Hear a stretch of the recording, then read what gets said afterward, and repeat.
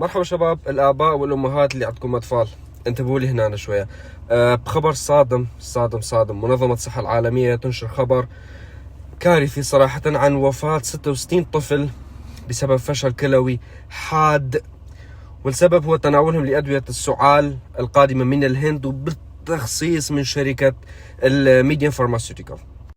هذول الأطفال ماتوا في دول غامبيا، إندونيسيا وأوزباكستان. طبعا منظمة الصحة العالمية تتهم حاليا الشركة المنتجة لهذه الأدوية، وهذول الأدوية هم 4: شراب ماء غريب للسعال، وشراب بروميثازين، وشراب ماكوف، ورابعا شراب كوفيكس مالين.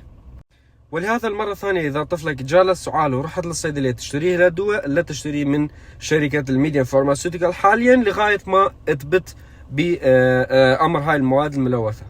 الكارثة أنه إحنا نعتبر الهند هي صيدلة العالم.